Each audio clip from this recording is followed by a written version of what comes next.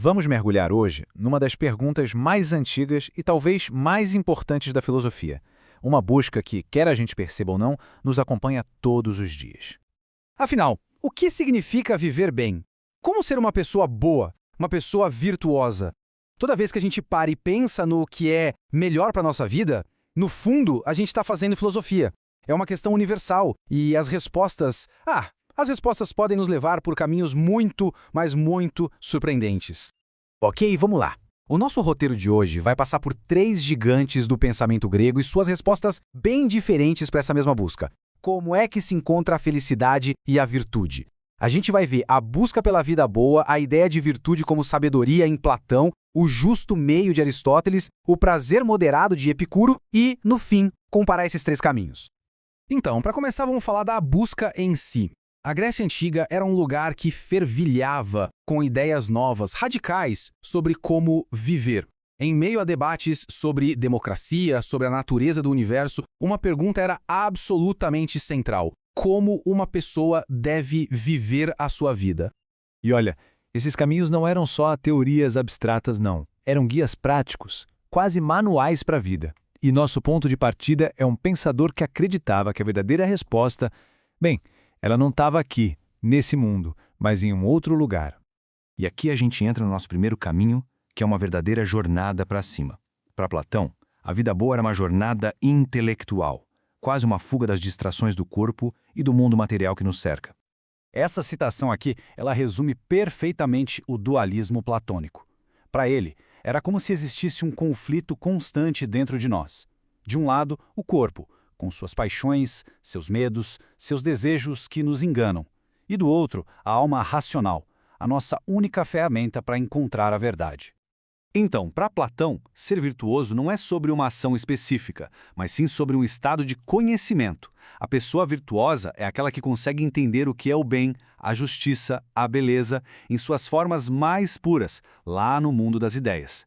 A felicidade, portanto, só seria possível quando a nossa razão estivesse no comando, governando as paixões e não o contrário.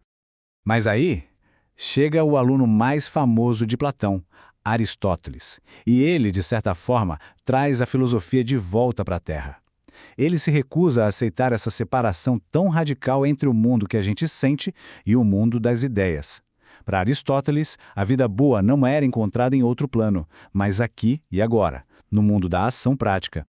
E o princípio ético central de Aristóteles é essa busca pelo equilíbrio, a famosa mediânia.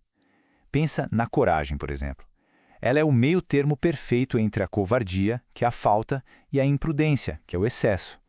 Para ele, a virtude não era uma fórmula pronta, mas sim a arte de encontrar o ponto certo em cada situação. Ou seja, para Aristóteles, ser uma pessoa boa é como ser um bom músico. Não adianta só ler sobre música, é preciso praticar todos os dias. A virtude é um hábito que a gente constrói com a repetição de boas ações, sempre buscando o que ele chamava de eudaimonia, que é mais do que felicidade, é um verdadeiro florescimento humano, a realização plena do nosso potencial. Agora, vamos para o nosso último caminho. Algumas décadas depois, o mundo grego já tinha mudado bastante. Era o período helenista, marcado pela instabilidade depois das conquistas de Alexandre o Grande. E nesse cenário surge uma nova resposta, focada não na razão pura ou na ação pública, mas na paz interior.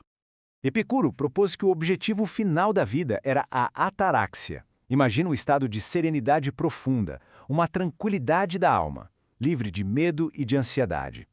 Esse era o prêmio. Mas como é que se chegava nessa paz de espírito? A resposta pode surpreender muita gente. Era através do prazer. Calma, não se trata de qualquer prazer. Ao contrário da fama de hedonista que muitas vezes atribuem a ele, Epicuro defendia prazeres simples e, principalmente, moderados. Para ele, o maior prazer era, na verdade, a ausência de dor. É a tranquilidade de uma boa conversa com amigos, a alegria de coisas simples, e não os excessos que, como os estoicos bem alertavam, quase sempre terminam em sofrimento.